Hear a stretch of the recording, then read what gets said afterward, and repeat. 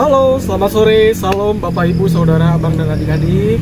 Perkenalkan, nama saya Resi Aprilia Saputra dengan NIM 122103525 dari Universitas Bina Sarana Informatika Kabupaten Karawang. Puji Tuhan, pada bulan Juli 2024 ini, tepatnya pada hari Minggu ini, setelah kita pulang gereja, sapa dulu, Happy Sunday semuanya. Setelah kami pulang gereja, kami mampir ke tempat kebun kami di sini untuk memenuhi bagaimana tugas dari UAS ujian akhir semester kami, semester 6, untuk memenuhi tugas dari mata kuliah agama kekristenan yang kami ambil dari tema tentang penjaga ciptaan Allah mengenai pelestarian alam. Kebetulan dan puji Tuhan, ini adalah kebun kami dengan luas tanah 1950 hektar atau hampir dengan 2000 yang kami isi di sini dengan buah-buahan, sayur-sayuran dan lain sebagainya. Baik, pada saat ini saya sedang menyiapkan untuk tanaman-tanaman di sini adalah untuk tanaman cabai ya. Ini adalah sekam bakar.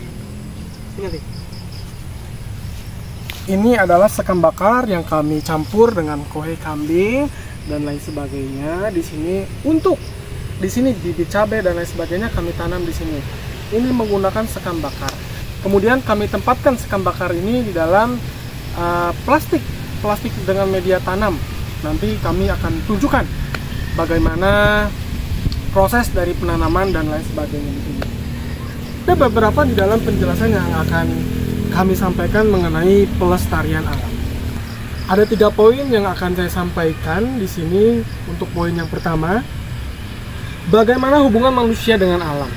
Untuk poin yang kedua, bagaimana tindakan manusia yang merusak alam. Untuk poin ketiga, bagaimana tindakan manusia yang menjaga alam. Di sini saya akan jelaskan, nanti akan saya tampilkan beberapa slide di dalam video yang ada di sini.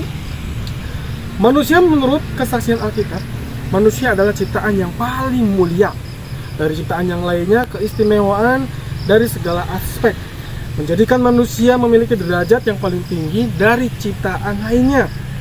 Kemudian tertulis pada Kejadian pasal 1 dan 2 ditunjukkan bahwa alam semesta dan dunia dengan segala isinya adalah ciptaan Allah, karena segalanya adalah milik Allah. Baik, kami akan bawa Bapak, Ibu, dan Saudara, Abang dan Adik-adik untuk melihat-lihat kebun kami di sini yang kami tanam.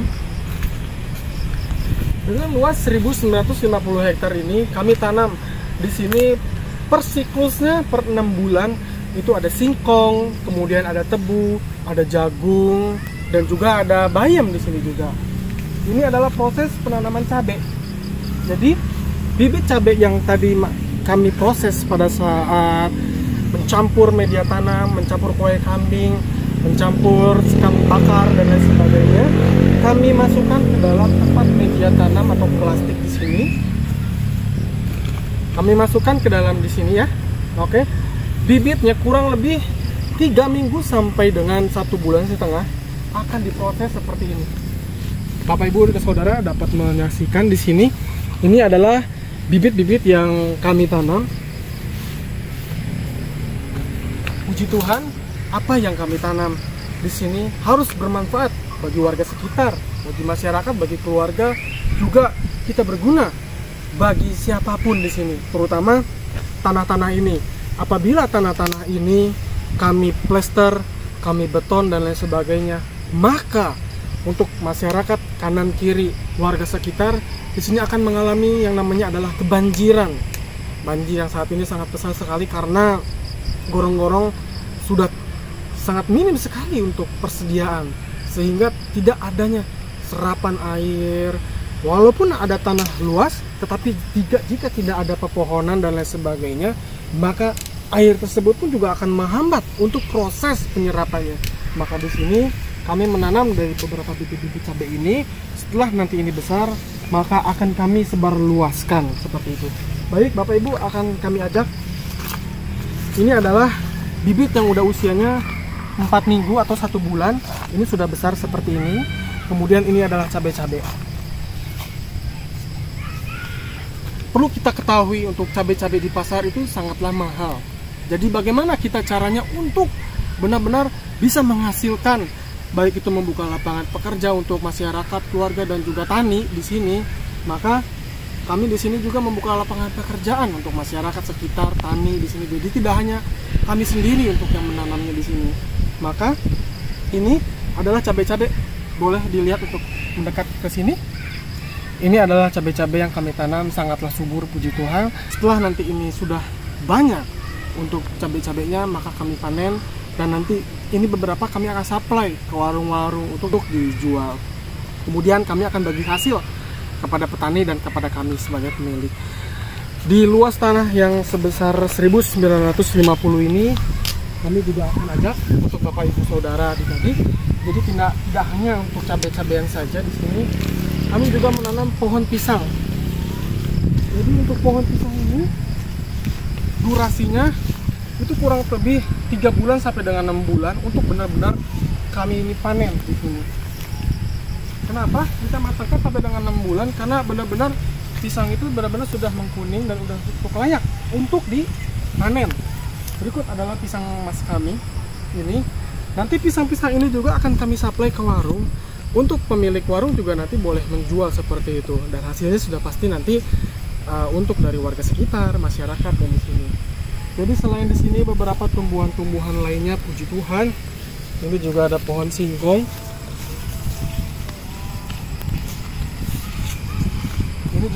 Ini juga ada pohon singkong yang kami tanam. Untuk pohon singkong di sini kurang lebih selama 4 bulan atau 5 bulan lah ya, sudah bisa dipanen. Maka singkongnya ketika kita tarik akan besar-besar untuk tumbuhnya begitu. Jadi selain buah-buahan dan lain, ada beberapa pohon. Di sini ada pohon nangka, kemudian ada pohon mangga dan juga ada pohon rambutan. Di sini juga kami menanam untuk pohon pepaya. Jadi pepaya ini juga kami tanam, ada beberapa di sini. Puji Tuhan, semuanya boleh menghasilkan. Balik lagi kepada topik materi. Di sini saya akan juga sampaikan untuk materi-materinya. Kemudian untuk poin yang pertama, bagaimana hubungan manusia dengan alam? Seperti itu. Dalam kitab Mazmur pasal 104, boleh Bapak Ibu buka saudara bersama-sama. Dalam kitab Mazmur pasal 104, kita diingatkan posisi kita sebagai manusia, di mana dalam pasal ini mengemukakan bahwa manusia sebagai bagian dari alam ciptaan Allah. Manusia dan alam ditempatkan setara dan sama-sama berada di bawah kuasa Allah. Menurut Kejadian pasal 1 ayat 28, ciptaan terakhir yakni manusia mendapatkan mandat untuk bertanggung jawab atas seluruh ciptaan. Maka di sini kita selain untuk diri kita secara pribadi, keluarga kita, maka yang ada di sini kita memiliki untuk tanggung jawab di sekitar. Walaupun di sini bukan hanya kebun kita sendiri, baik itu kita sedang berada di luar dan lain sebagainya, ketika kita sedang membawa kendaraan pun kita harus benar-benar menjaga lingkungan tersebut. Kita jangan membawa sampah sembarangan, kita jangan dan lain sebagainya di sana. Karena kita harus sama-sama menjaga kelestarian lingkungan dimanapun kita berada di situ. Kemudian, bagaimana untuk poin kedua ya? Kemudian untuk poin kedua, bagaimana tindakan manusia yang merusak alam? Kami akan menyampaikan, Alkitab sudah memberitahukan bahwa kerusakan lingkungan akan terjadi. Kalau kita lihat ya, gempa bumi, kemudian kebakaran, kemudian gunung meletus, banjir dan lain sebagainya. Bumi ini sudah sangat rapuh gitu ya. Bumi ini sudah sangat rapuh sekali. Karena kalau kita lihat di sini, kalau misal tanah ini kami jual dan ini akan dijadikan perumahan, mungkin bisa jadi ini akan menyebabkan Bapak Ibu bisa lihat untuk di pojok sana itu ada perumahan, pemukiman perumahan. Kemudian untuk di pojok kiri dari saya di sana itu ada jalan besar atau jalan kampung. Kalau tanah dengan luas 1950 meter persegi ini misal dijadikan perumahan, misal dijadikan lain sebagainya ruko, maka di tanah ini sudah tidak ada lagi penyerapan. Itu bisa terjadi. Kemudian jika tanah ini tidak dikelola dengan kami atau juga dengan keluarga, bisa jadi ada masyarakat dan lain sebagainya. Di sini ada penebangan pohon. Kalau kita lihat di sana, Kalau beberapa pohon mangga, pohon rambutan, kemudian pohon nangka, pohon pisang dan sebagainya yang tidak kami urus, maka akan dilakukan penebangan sehingga terjadi penebangan sehingga tanah-tanah kami di sini ketika hujan besar tidak adanya penyerapan. Kemudian ketika kita juga tidak mengurus lahan-lahan ini, tanah kering, panas, gersang, itu pun juga akan terjadi namanya kebakaran hutan. Bisa semua terjadi karena kami dikelilingi oleh kanan kiri pemukiman yang harus kami jaga seperti itu. Kemudian untuk poin ketiga, ini adalah poin ketiga yang sangat penting. Bagaimana tindakan manusia yang menjaga alam seperti itu. Selain dari rumah, upaya menjaga kelestarian lingkungan hidup dapat juga kita lakukan di masyarakat dengan melakukan hal-hal untuk sebagai berikut. Contohnya, misal kami, saya tidak memiliki lahan seperti ini, kemudian saya hanya berdiam diri di rumah saja, saya hanya melakukan aktivitas individu saya saja gitu.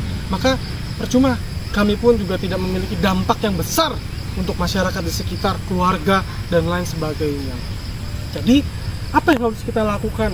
Kalau memang di perumahan kita, di pemukiman kita ada lahan kosong, mari kita sama-sama mendatangkan kepada pemilik lahan. Bolehkah kita menanam di sana? Bolehkah kita bekerja sama bercocok tanam di sana? Itu poin sangat penting. Karena apa? Kalau nanti ada lahan yang kita dengan cocok tanam di sana, maka kita sudah mengatasi poin pertama adalah kebanjiran. Sehingga ketika hujan deras 3 hari berturut-turut, maka kita aman. Karena apa? Serapan air dari pemukiman kanan dan kiri yang saya apit ini sudah aman karena adanya penyerapan air di sinilah titiknya. Seperti itu. Semua air-air yang dari pemukiman semua larinya ke sini. Karena apa? Di sini pun kami menyediakan balong atau tempat penampungan air. Yang kemungkinan 2 hari berturut-turut selama ke depan air tersebut sudah surut. Kemudian selain bercocok tanam, dalam materi ini pun saya sampaikan 2, menjaga flora dan fauna yang langka. Seperti itu. Dengan menjaga kelestarian hutan dan tidak melakukan perburuan liar. Ini di sini ya, di tempat kami ini kebun banyak sekali burung-burung di sini. Kalau untuk binatang-binatang dan sebagainya di sini tidak ada seperti itu. Tapi di sini kami menyampaikan bahwa betapa pentingnya flora dan fauna yang langka harus kita jaga. Kemudian untuk poin yang ketiga, menjaga kelestarian hutan. Jadi buat teman-teman yang hobi untuk trekking ya, naik ke hutan gitu. Jadi kita tetap harus menjaga kelestarian. Kalau misal ada bunga, ada apa gitu di situ ya, kita harus tetap menjaga kanan kiri kita. Karena itu adalah kelestarian langka yang nggak mungkin kita bisa tanam. Karena itu adalah tumbuh subur dari bumi begitu. Kemudian untuk poin keempat, melakukan AMDAL. AMDAL apa sih? AMDAL adalah analisa mengenai dampak lingkungan. Jadi sebelum membangun sesuatu seperti gedung atau jalan atau perumahan dan lain sebagainya, kita harus menganalisa. Misal contoh yang kita ambil lagi adalah tanah ini. Kalau lahan ini kita jadikan misal ruko, kira-kira dampak analisa kita selama 1 tahun 2 tahun ke depan mungkin tidak lah ya. Misal cabai-cabean ini sudah tidak ada lagi gitu kan. Mungkin dampaknya selama 3 tahun sampai dengan 5 tahun ke depan ini akan terjadi banjir di pemukiman kanan kiri kita ini. Maka banjirnya memang belum terlalu besar debit airnya, tetapi selama nanti bertahun-tahun karena tidak adanya penyerapan air, setelah nanti ada analisa kita, maka banjir ini besar.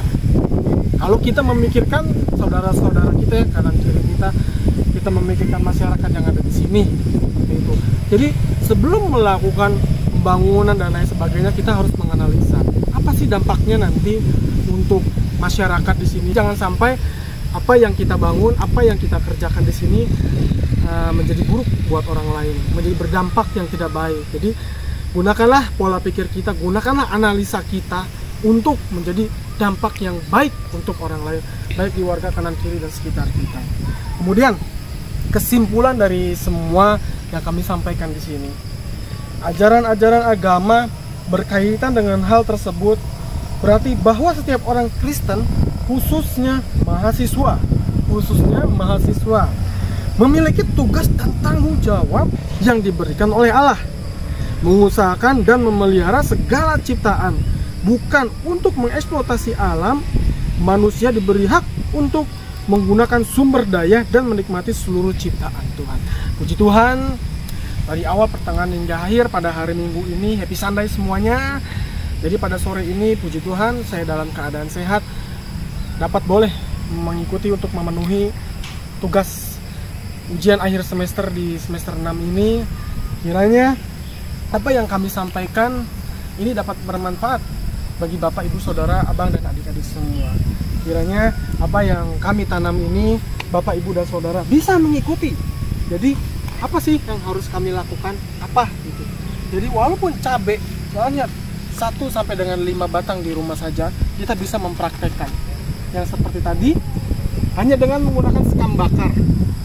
Atau kita bisa datang ke sawah ya. Kita bisa datang ke sawah, kita bisa datang ke tempat penggilingan padi. Di sana akan ada namanya sekam kering. Jadi sekam kering tersebut kita olah menjadi sekam bakar. Proses pembakaran kurang lebih 3 jam sampai dengan 5 jam sampai benar-benar terbakar semuanya, sampai benar-benar hitam di sana. Kemudian kita olah dengan kohei kambing. Setelah kita olah dengan kohei kambing, kita olah terus, kita campur air.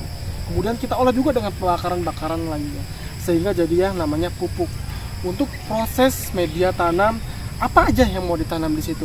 Kalau saya sini beberapa di sini puji Tuhan semua sudah diterapkan. Jadi kita harus berdampak untuk masyarakat.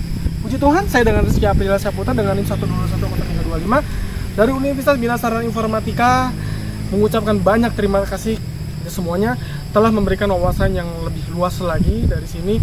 Dan terima kasih kepada teman-teman, kiranya video ini dapat bermanfaat bagi Bapak, Ibu, Saudara, dan abang-abang semua. Terima kasih, saya Rizky Aprila. God bless you.